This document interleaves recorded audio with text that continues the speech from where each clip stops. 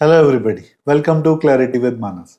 आज बात करेंगे एक ऐसी कंपनी की जो पिछले 3-4 साल से अपने सेक्टर में एक लीडिंग कंपनी बनी हुई है in terms of growth. Market leading growth उसने प्रोवाइड करी है और बेस्ड ऑन लेटेस्ट रिजल्ट्स और कॉन कॉल जो इस क्वार्टर के Q4 26 के रिजल्ट्स के साथ हुआ है और जो उसकी कॉन कॉल में हुआ है, उसके बाद लगता है कि आगे आने वाले कुछ क्वार्टर तक या कुछ 1-2 साल तक भी वो मार्केट लीडिंग ग्रोथ प्रोवाइड कर सकती है। तो सेक्टर है ज्वेलरी रिटेल सेक्टर और कंपनी है कल्याण ज्वेलर्स।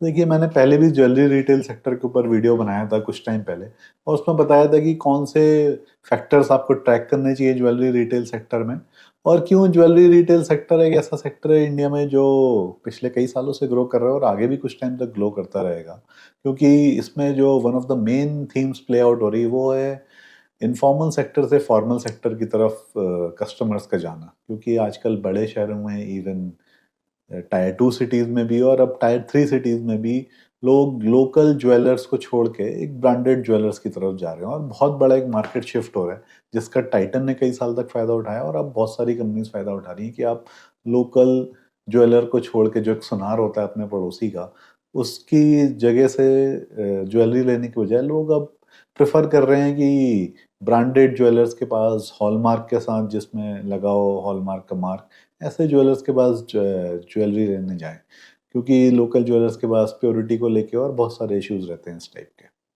तो कल्याण ज्वेलर्स की अगर आप स्टोरी देखेंगे तो ये पिछले 2-3 साल से काफ़ी तेज़ी से ग्रो कर रही है। इसका ग्रोथ रेट 35 से 40% के बीच में रहा है और इस क्वार्टर के जो रिजल्ट आए हैं उसमें तो ऑलमोस्ट 65% की ग्रोथ हुई है और जिसकी वजह से टोटल ईयरली ग्रोथ भी 42-44% की हो गई है इस FY 26 में। तो देखिए, जो कल्याण ज्वेलर्स कंपनी है ये ओरिजिनली साउथ इंडिया की कंपनी है। इसने शुरू किया था साउथ इंडिया से और पिछले कुछ सालों में तेजी से ऑल ओवर इंडिया में ग्रो किया है और इनकी ग्रोथ का जो one of the major reasons रहा है वो ये रहा है कि देखिए, ज्वेलरी रिटेल में जब एक्सपैंड करना हो तो सबसे बड़ा जो रिक्वायरमेंट होता है कैपिटल को होता है। नया स्टोर खोलने के लिए आपको काफ़ी सारा सोना चाहिए और उस सोने के लिए पैसा चाहिए, गोल्ड को खरीद के लगाने के लिए। तो इन्होंने जो एक मॉडल एक्वायर किया 2-3 साल पहले, जिस मॉडल से ये कंटिन्यूसली ग्रो कर रहे हैं, उसको ये लोग बोलते हैं फोको मॉडल। इसका मतलब है franchisee owned company operated stores. मतलब जो इन्होंने नए स्टोर्स खोले हैं पिछले 3 साल से, वो सारे के सारे स्टोर्स फोको मॉडल पे खोले हैं, जिसमें कि जो स्टोर्स हैं वो ओन्ड होते हैं किसी फ्रेंचाइजी के द्वारा। ये किसी फ्रेंचाइजी को, किसी बिजनेसमैन को अपने साथ लेके आते हैं। जैसे कि आप में कोई भी पैसा लगा सकता है और पैसा लगा के अपनी एक फ्रेंचाइजी खोल सकता है कन्या ज्वेलर्स की। और वो जो स्टोर होगा वो ऑपरेट होगा पूरे कंपनी की तरफ से। उसके एम्प्लॉयज़ कंपनी के एम्प्लॉयज़ होंगे कल्याण ज्वेलर्स के, और वो अपने सारे रूल्स एंड रेगुलेशंस और अपने सारे जो ऑपरेटिंग स्टैंडर्ड्स होते हैं, जो ज्वेलरी का डिज़ाइन होता है, वो सब कुछ कंट्रोल करता है कल्याण ज्वेलर्स। जो सेलिंग का स्टाइल है, जो उसकी मार्केटिंग है, वो सब कुछ कल्याण ज्वेलर्स ऑपरेट करता है। बट फ्रेंचाइजी का जो ओनर है वो एक तरीके से, वो फ्रेंचाइजी जो स्टोर का ओनर है वो फ्रेंचाइजी वाला होता है जो पैसा लगाता है फ्रेंचाइजी को ओपन करने के, जो कोई भी हो सकता है, आप में या कोई भी बिजनेसमैन। तो इससे इनको फायदा ये होता है कि जो फ्रेंचाइजी ओपन करने का कैपिटल है, जो स्टोर ओपन करने का कैपिटल है, वो सारा का सारा फ्रेंचाइजी पर्सन लेके आता है और कन्यार का अपना पैसा नहीं लगता है। स्टोर ओपनिंग में जो सारी गोल्ड की ज्वेलरी की इन्वेंट्री है, उसमें जो पैसा लगाना होता है, जो capital income, capital fixed capital जो उसमें लगती है, या एक तरीके से मान लीजिए इन्वेंट्री, सॉरी इसको फिक्स्ड कैपिटल नहीं बोलेंगे, इसको बोलेंगे इन्वेंट्री कैपिटल। जो उस इन्वेंट्री को मैनेज करने में जो पैसा लगता है वो सारा का सारा फ्रेंचाइजी ओनर का लगता है। क्योंकि जब आप रैपिडली एक्सपैंड करना चाहते हैं तो आपके पास इतना पैसा नहीं होता है कि आप तेजी से नए स्टोर्स खोल सकें, क्योंकि एक बड़ा ज्वेलरी नया स्टोर खोलने के लिए कहीं से कहीं 30 से लेकर 50 करोड़ रुपए तक लगते हैं और आपको बहुत जल्दी जल्दी के स्टोर्स खोलने हैं, तो इतना सारा पैसा आपको चाहिए वो इन्वेंट्री को मैनेज करने के लिए। अपने नए स्टोर्स में इतनी ज्वेलरी को रखने के लिए आपको पैसा चाहिए। तो इन्होंने ये जो मॉडल निकाला है फोको मॉडल, ये इतना वाइडली जनरली ज्वेलरी सेक्टर में यूज़ नहीं होता था, जिसमें पैसा सारा का सारा फ्रेंचाइजी का लगता है और जो स्टोर चलाता है, ऑपरेट करता है, मार्केटिंग करता है उसकी, और जो डिज़ाइनिंग सारे ज्वेलरी की करता है, जो लेके आता है, वो सारा का सारा कल्याण कंपनी लेके आती है। बट पैसा लगता है जो फ्रेंचाइजी ओनर है उसका। उससे कुछ रेवेन्यू शेयर मॉडल होता है जिसमें जी की जो टोटल रेवेन्यू आता है उसमें से एक पोर्शन, कुछ फीस जो है वो कल्याण को मिल जाती है और कुछ पोर्शन जो है वो जिसने पैसा लगाया होता है उसको मिल जाता है। इनफैक्ट वो जिसने पैसा लगाया है फ्रेंचाइजी ओनर को, उसको कई बार फिक्स शेयरिंग भी होती है कि उसको हर साल वो 10-12-14% का इंटरेस्ट दे देते हैं और बाकी सारा जो प्रॉफिट होता है और जो रेवेन्यू होता है वो कल्याण अपने पास रखता है। तो इससे जो भी वहाँ पर सेल्स होती है वो सारा का सारा रेवेन्यू जो है वो कल्याण की बुक्स में आता है, और उसमें जो फीस वो फ्रेंचाइजी ओनर को देते हैं उससे कट के जो अल्टीमेटली प्रॉफिट बढ़ता है वो भी सारा उनके आता है। इसकी वजह से क्या हुआ है कि इन्होंने हर साल बहुत सारे स्टोर्स खोले और काफ़ी तेज़ी से एक्सपेंड किया साउथ इंडिया से नॉर्थ इंडिया में, और सबसे तेज़ी से एक्सपेंडिंग कंपनी ये रही है कई सालों की। और रिसेंटली जो गोल्ड के प्राइसेस में सर्ज आया, उसके बाद गोल्ड की डिमांड भी बढ़ी है कोविड के बाद, उसका भी ये पूरा फ़ायदा उठा सके हैं बिकॉज इनके स्टोर्स बहुत बढ़ गए हैं। तो ये लास्ट फाइनेंशियल ईयर एंड हुआ है FY26, इसके बाद इनके टोटल कल्याण के स्टोर्स अराउंड 504 स्टोर्स हैं ऑल ओवर वर्ल्ड में। इसमें से इंडिया में उनके 342 कल्याण के स्टोर्स हैं और अराउंड 100 स्टोर्स जो हैं, 110 एक केंडोर करके का ब्रांड है जो एवरीडे ज्वेलरी, लो कैरेट ज्वेलरी जो होती है, जो कि हम आजकल यंग लोग बहुत पसंद करने लगे हैं, लो कैरेट या फिर डायमंड ज्वेलरी, उसमें वो बेचते हैं वहाँ पे। और बाकी 40-50 इनके इंटरनेशनल स्टोर्स भी हैं मिडिल ईस्ट में। तो ये इनका टोटल स्टोर काउंट है आज का, और इन्होंने स्टोर्स काफ़ी तेज़ी से बढ़ाए हैं अभी तक। अब समझते हैं कि आगे की इनकी ग्रोथ की ट्रेजेक्टरी क्या और कैसे इनके सेल्स और मार्जिन इंप्रूव हो रहे हैं। अब देखिए इनका जो अब प्लान है आगे, अराउंड इस साल FY27 में ये लोग 100 मोर कल्याण के स्टोर्स खोलेंगे और अराउंड 70 स्टोर्स कैंडोर के खोलेंगे, तो अराउंड 170 मोर स्टोर्स करेंगे। और देखिए कल्याण और कैंडोर के स्टोर्स में काफ़ी फ़र्क है। जो कल्याण के स्टोर्स हैं उसमें काफ़ी ज़्यादा सेल्स होती है इन टर्म्स ऑफ सेल्स के नंबर्स, क्योंकि सारे के सारे गोल्ड ज्वेलरी और ये बड़े स्टोर्स होते हैं, अराउंड 50 CR तक का इसमें इन्वेस्टमेंट लगता है, जबकि कैंडोर के छोटे स्टोर्स होते हैं जिसमें कम इन्वेस्टमेंट लगता है। तो अगर 342 स्टोर्स इनके अभी हैं कल्याण के जो मेजर रेवेन्यू लेके आ रहे हैं, और 100 मोर स्टोर्स खोलने वाले हैं, तो अराउंड 25% से 30% तो इनका स्टोर का काउंट ही बढ़ने वाला है। और कैंडोर और इंटरनेशनल में भी ये स्टोर्स खोलेंगे तो अराउंड 25 से 30% के बीच में जो ग्रोथ है वो स्टोर ओपनिंग की वजह से आने वाली है। और इनकी जो सेम स्टोर सेल्स ग्रोथ है जो इस क्वार्टर गया है Q4 26, उसमें तो बहुत ही ज़्यादा 40-45% की सेम स्टोर सेल्स ग्रोथ हुई है। बट मैनेजमेंट ने गाइडेंस दी है कि जनरली ये लोग 10% तो minimum sales store sales growth मान के चलते ही हैं, और बाकी ये डिपेंड करता है गोल्ड के प्राइसेस पर। गोल्ड के प्राइसेस बढ़ते हैं घटते हैं, इसकी वजह से ज्वेलरी के बिजनेस पे सेल्स पे थोड़ा फर्क पड़ता है, क्योंकि गोल्ड प्राइसेस बढ़ते हैं तो भी लोगों को लगता है कि गोल्ड महंगा हो गया, लें कि ना लें। बट जो लोग अपना एक बजट बना के आए होते हैं, कुछ शादी के लिए शॉपिंग करनी होती है, वो एक मिनिमम प्राइस तो लेके जाते ही जाते हैं। और कई बार गोल्ड के प्राइसेस जब घट जाते हैं तब भी उसकी डिमांड बढ़ जाती है और लोग ज़्यादा गोल्ड लेने आ जाते हैं। तो अल्टीमेटली जो गोल्ड की सेल्स है वो एक कांस्टेंट लेवल पे होती रहती है। थोड़ा बहुत फर्क पड़ता है प्राइसेस के ऊपर या नीचे जाने से, बट वो ऑल इन ऑल पूरे क्वार्टर में या पूरे साल में एवरेज आउट हो जाता है। और इस पर्टिकुलर क्वार्टर में जो लास्ट क्वार्टर गया था, कुछ फेस्टिवल सीजन की वजह से, वेडिंग सीजन की भी वजह से, और ओवरऑल जो कुछ पेंट अप डिमांड थी, थोड़ी गोल्ड के प्राइसेस अभी कूल ऑफ हुए हैं बहुत ज़्यादा बढ़ने के बाद। तो जब बहुत बढ़ गए थे तो लोगों ने थोड़ा सा स्टॉप किया होगा बाई करना। काफ़ी ज़्यादा सेम स्टोर सेल्स ग्रोथ हुई है इनकी, बट आने वाले पूरे साल में इनकी गाइडेंस है कि मिनिमम 10% की तो रहेगी ही रहेगी। तो अगर 25-30% के स्टोर्स बढ़ने वाले हों, 10% की SSG, तो अल्टीमेटली 35-40% से इनकी सेल्स की ग्रोथ गाइडेड तो है ही अगले एक साल में, जो कि एक काफ़ी कंजर्वेटिव एस्टिमेट है। अगर SSG और बढ़ा तो और बढ़ सकती है। और अगर गोल्ड के प्राइसेस काफ़ी ज़्यादा बढ़ गए या कुछ घट गए, तब भी बहुत ज़्यादा फर्क इस पर नहीं पड़ने वाला है, क्योंकि जो ये फॉर्मल ज्वेलरी सेक्टर है इनका सारा का सारा फोकस ही इस तरफ होता है कि गोल्ड के प्राइसेस के ऊपर हमारी सेल्स डिपेंडेंट ना रहे। ये अपनी ज्वेलरी इस तरीके से डिज़ाइन करते हैं कि अगर गोल्ड बहुत महंगा हो जाएगा तो लाइट वेट ज्वेलरी ज़्यादा लेके आ जाएंगे, या फिर 18 कैरेट, 22 कैरेट, इवन 12 कैरेट की ज्वेलरी ज़्यादा पुश करने लगेंगे, ताकि लोग उतने ही पैसे में अपना जो ज्वेलरी लेना चाह रहे हैं उसको खरीद सकें। और अगर आप कल्याण का रेवेन्यू मिक्स देखेंगे तो अभी तक इनका साउथ एक मेजर पोर्शन होता था जो सेल्स का, और अब धीरे धीरे इस साल से रेस्ट ऑफ द इंडिया का भी सेल्स का पोर्शन बढ़ता जा रहा है। अगर आप इस क्वार्टर में देखेंगे तो कितना इनका अराउंड 50% अब साउथ का कंट्रीब्यूशन रह गया टोटल रेवेन्यू पे, और अराउंड 50% रेस्ट ऑफ इंडिया के रह गया। तो अब इन्होंने धीरे धीरे ऑलमोस्ट 50-50 कर दिया है। और अभी भी लेकिन नॉर्थ इंडिया में इनका पेनिट्रेशन कम है कंपेयर टू साउथ इंडिया। तो जो साउथ इंडिया में ये टायर 2 टायर 3 सिटीज़ तक भी पहुंच गए हैं, जबकि नॉर्थ इंडिया में अभी भी काफ़ी छोटे से या मीडियम साइज सिटीज़ है जहाँ पे इनके स्टोर्स या तो नहीं है या कम, सिर्फ एक ही स्टोर है। तो जो इनकी नेक्स्ट ग्रोथ का ड्राइवर है वो नॉर्थ इंडिया होने वाला है। नॉर्थ इंडिया में ये अधिकतर अपने स्टोर्स खोलने वाले हैं, पेनिट्रेशन बढ़ाने वाले हैं। तो ये जो नए स्टोर्स 100 स्टोर्स इस साल खुलने वाले हैं, इसमें से मेजर स्टोर्स नॉर्थ इंडिया में खुलने वाले हैं। तो ये इनका एक और मेजर ग्रोथ का ड्राइवर है जो नॉर्थ इंडिया में होने वाली ग्रोथ है।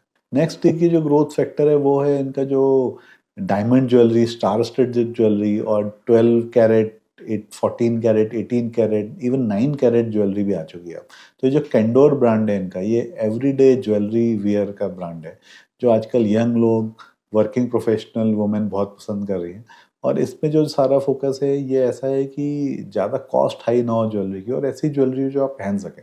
और इसमें क्या है ना, मार्जिन बहुत हाई होते हैं क्योंकि इस ज्वेलरी की वैसे कॉस्ट कम है, बट क्योंकि इसमें आप एक्चुअल अमाउंट ऑफ गोल्ड कम है तो making charges as a percentage ज़्यादा हो जाते हैं, मार्जिन ज़्यादा होता है। इवन डायमंड में भी मार्जिन ज़्यादा होता है ज्वेलर का। तो ये जो ज्वेलर का हमेशा फोकस रहता है कि ये इस टाइप के डिज़ाइनर ज्वेलरी को ज़्यादा बेचे, क्योंकि इसमें डिज़ाइनिंग ज़्यादा होती है, दिमाग ज़्यादा लगता है डिज़ाइनिंग में, और उस डिज़ाइनिंग का इनको पैसा मिलता है। तो अल्टीमेटली इनका मार्जिन ज़्यादा होता है, और जो ले रहा होता है उसको ये अल्टीमेटली सस्ता ही लगता है क्योंकि अमाउंट ऑफ गोल्ड इसमें कम है। और ये बड़ा अच्छा ट्रेड ऑफ है एज अ ज्वेलर और जो खरीद रहा है उसके बीच में, क्योंकि ये देखिए जो ये लो कैरेट गोल्ड ज्वेलरी जो ले रहा है वो उतना गोल्ड का कोई इन्वेस्टमेंट नहीं है, क्योंकि पुराने ज़माने पे जो 24 कैरेट गोल्ड ज्वेलरी ली जाती थी उसमें एक इन्वेस्टमेंट भी एक बहुत हद तक मान के चला जाता था, अपना पैसा सेविंग का भी। बट जो ये 9 कैरेट 12 कैरेट ज्वेलरी ली जा रही है इसमें इन्वेस्टमेंट उतना नहीं है। लोग इसको बस डेली वेयर या फिर एक फैशनेबल आइटम के तौर पर ज़्यादा दे रहे हैं, और इसमें नो डाउट मार्जिन काफ़ी ज़्यादा है। तो ये जो कैंडोर की बढ़ने वाली सेल है और ये कैंडोर जो ब्रांड है इसमें इनकी जो ग्रोथ है वो और ज़्यादा है, around 60-70% year on year growth हो रही है इस ब्रांड में। और अभी ये जो पोर्शन ऑफ टोटल सेल्स काफ़ी कम है, अभी भी 10-15% ऑफ टोटल सेल्स ही कैंडोर से आ रहा है, but it is going to increase soon. और ऑल्सो जो एक मेजर इस साल हुआ है, इन्होंने इस बार की कॉन कॉल में बताया था कि कैंडोर ऑलरेडी पैट पॉजिटिव हो चुका है इस क्वार्टर में। तो अगले एक साल में जो भी उसकी ग्रोथ होने वाली है वो बॉटम लाइन को कंट्रीब्यूट करने वाली है, और अपनी इनके प्रॉफिट मार्जिन्स को और प्रॉफिट को इंक्रीज करने में काफ़ी सपोर्ट करने वाले हैं कैंडोर की ब्रांड। इसके अलावा देखिए मार्जिन इंप्रूव करने में एक और लीवर है इनके पीछे, वो ये है कि जो इनका डेट था, जो बैलेंस शीट पे डेट है, एक तो देखिए ये गोल्ड लीजिंग लेते हैं, उसका जो रिलेटेड डेट है वो तो हमेशा रहेगा, but apart from gold leasing जो दूसरे टाइप का डेट इनकी बैलेंस शीट पे था, लोन लिया हुआ था इन्होंने बैंक से, ये डेट रिडक्शन साइकिल में है पिछले एक साल से, क्योंकि प्रॉफिट्स काफ़ी बढ़ गए। तो ये इस साल अपना 300 करोड़ का डेट इनका बचा हुआ है जो पूरी तरीके से इस साल के एंड तक ये कंप्लीट कर देंगे। इनफैक्ट अगर ग्रोथ अच्छी रही तो मे बी H1 तक ही ये पूरा का पूरा डेट को रिड्यूस कर दें, और इस डेट रिडक्शन की वजह से इंटरेस्ट घटने वाला है और इससे भी इनका पैट मार्जिन बढ़ेगा। और इस बार कॉन कॉल में उन्होंने बताया कि अराउंड 30 CR तक इनका डेट रिडक्शन की वजह से इंटरेस्ट कम होगा अगले साल, और 20 करोड़ किसी और रीज़न की वजह से जो इन्होंने एक्स्ट्रा कोई एडवांस टैक्स दिया था उसकी वजह से भी पैट मार्जिन बढ़ सकता है। तो ये सारे इनके लीवर्स हैं जो सेल्स तो बढ़ाएंगे ही बढ़ाएंगे, बट साथ में इनका पैट मार्जिन और एबिटा मार्जिन भी बढ़ाने वाले हैं। और साथ में एक और इम्पोर्टेंट पॉइंट है जो अगले साल कंपनी एक कुछ नया करने जा रही है। तो नया यही ये करने जा रही है कि अभी तक जितने भी ये ब्रांडेड रिटेल ज्वेलर्स हैं ये काफ़ी हद तक पेनिट्रेट तो कर गए हैं, बट हर रीजन ऑफ इंडिया में एक लोकल टच होता है ज्वेलरी का, और वहाँ के जो लोकल ज्वेलर्स होते हैं वो एक लोकल टाइप की ज्वेलरी बनाते हैं, जो कि उसके कुछ ऐसे कस्टमर होते हैं जो उस लोकल टाइप की डिज़ाइन की ज्वेलरी को लेते हैं जो इन ब्रांडेड ज्वेलर्स के पास जाते नहीं है। मतलब आप महाराष्ट्र में, बंगाल में, यूपी में, उत्तराखंड में, गुजरात में, हर जगह आप देखेंगे कि लोकल टच होता है ज्वेलरी डिज़ाइन में, और वहाँ के जो लोकल कस्टमर्स होते हैं उनको अपनी वेडिंग में या एक पर्टिकुलर कुछ फंक्शंस में उसी टाइप की लोकल डिज़ाइन की ज्वेलरी चाहिए होती है। और अभी तक हमेशा कस्टमर प्रेफर करते हैं कि जो लोकल डिज़ाइन ऑफ ज्वेलरी है इसके लिए अपने लोकल ज्वेलर के पास ही जाए, जो उस एरिया का ज्वेलर है, उस शहर का, उस स्टेट का ज्वेलर है, क्योंकि वही लोग उसको अच्छे से डिज़ाइन और कर पाते हैं। बट इस साल से कल्याण ये शुरू कर रहा है कि वो हर स्टेट में जो ये लोकल ज्वेलर्स हैं इनको compete करने के लिए अपनी एक लोकल ब्रांड लॉन्च करेगा और उसके लोकल स्पेसिफिक डिज़ाइंस लॉन्च करेगा। और ये नया एक्सपेरिमेंट FY27 से करने वाले हैं। Q1 में ही ये आई थिंक सबसे पहले बंगाल जाने वाले हैं, जो इनकी एंट्री इलेक्शंस की वजह से डिले भी हो गई थी। तो ये सबसे पहले बंगाल में जाके वहाँ की लोकल टाइप की ज्वेलरी डिज़ाइन करके वहाँ के एकदम जो लोकल स्पेसिफिक ज्वेलर्स हैं उनसे compete करने वाले हैं।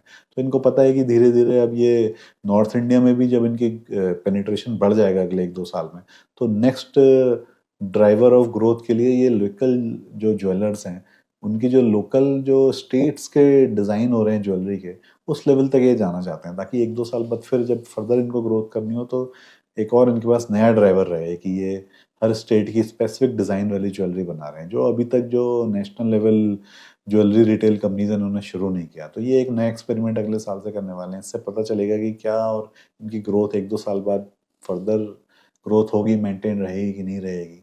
बट करेंटली अगर आप देखें, जो मैंने सारे फैक्टर्स बताए हैं, इसकी वजह से ये कंपनी ज्वेलरी रिटेल सेक्टर में अपनी डोमिनेंस को और अपनी ग्रोथ की लीडरशिप को लगता है मेंटेन कर रही रहेगी। मिनिमम 35-40% आराम से ग्रो कर सकती है। और अगर सेक्टर में कुछ और टेलविंड रही, गोल्ड के प्राइसेस फेवरेबल इस टाइप से रहे कि लोग और खरीदेंगे, तो आई थिंक ये ग्रोथ इससे ज़्यादा भी हो सकती है। और अगर हम वैल्यूएशन की बात कर लें, तो कुछ रीजंस की वजह से कंपनी का स्टॉक प्राइस काफ़ी नीचे आ गया था। कुछ म्यूचुअल फंड्स ने बेचा था, खरीदा था, बीच में कुछ फ्रंट रनिंग की कुछ रूमर्स भी मार्केट में चली थी। जो भी रीजंस रहते, इसकी वजह से स्टॉक का प्राइस काफ़ी नीचे आ गया। एक टाइम पे ये स्टॉक 80-90 के पी पे 700-800 रुपये पे भी था, बट रिसेंटली ये 500 रुपये से नीचे आ चुका है, 450 रुपीज़, और इसका पी देखेंगे तो 35 तो ऑलरेडी हो गया था। और ये जो करंट रिजल्ट इस बार के आए हैं Q4 FY26 के, उसके बाद ऑलमोस्ट 32 या उससे कम का पी हो चुका है। और जो ग्रोथ रेट है वो हम एक्सपेक्ट करते हैं मिनिमम 35% की। तो पैग रेशियो भी इसका 1 से कम है, ऑलमोस्ट 0.8-0.9 का पैग रेशियो है, और बहुत कम पी है। तो आप एक तरीके से समझ सकते हैं कि होल ज्वेलरी रिटेल सेक्टर में ये one of the best bets है। इनफैक्ट अगर आप पूरी स्टॉक मार्केट की कंपनीज को ट्रैक करेंगे तो उसमें भी ये काफ़ी अच्छी one of the top most bet हो सकती है, क्योंकि कंपनी का ट्रैक रिकॉर्ड काफ़ी अच्छा रहा है। जो उन्होंने गाइड किया अभी तक, उससे बेटर परफॉर्म किया है, और अभी भी ये काफ़ी अच्छी गाइडेंस दे रहे हैं। और ये एक ऐसा भी नहीं कोई बहुत ही छोटा स्मॉल कैप माइक्रो कैप है जो कि 2-3 हज़ार करोड़ मार्केट कैप का हो। कंपनी की ऑलमोस्ट 43,000 करोड़ की मार्केट कैप है, और काफ़ी मिड कैप्स टाइप की कंपनी है, और उसके बाद भी इतनी अच्छी ग्रोथ की प्रोजेक्शन दे रही है और इतने सही वैल्यूएशन पे मिल रही है। तो लेकिन ये जो मैं बोल रहा हूँ, ये कोई भी रिकमेंडेशन नहीं है आपको स्टॉक खरीदने के लिए। मैं आपको कभी भी ये नहीं बोल सकता कि आप ये स्टॉक को खरीदिए, बेचिए। I am not a SEBI registered advisor. आपको जो भी खरीदना है, बेचना है, अपने खुद के रिसर्च से करिए। किसी अगर रिसर्च एनालिस्ट की मदद लेनी है तो आप उसकी मदद लीजिए।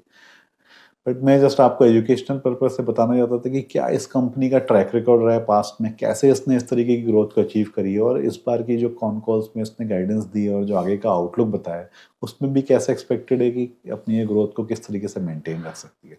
होपफुली आपको ये वीडियो पसंद आया होगा। अगर आपको इस टाइप के और वीडियोस चाहिए, प्लीज़ लाइक करिए, कमेंट करिए, सब्सक्राइब करिए। कुछ आपके अगर क्वेरीज हैं, स्पेसिफिक कंपनीज को कैसे एनालाइज करें, कॉन कॉल्स को कैसे समझें, कैसे ग्रोथ को ट्रैक कर रहे हैं, तो आप मेरा व्हाट्सएप नंबर स्क्रीन पर आ रहा है, मुझे मैसेज कर सकते हैं।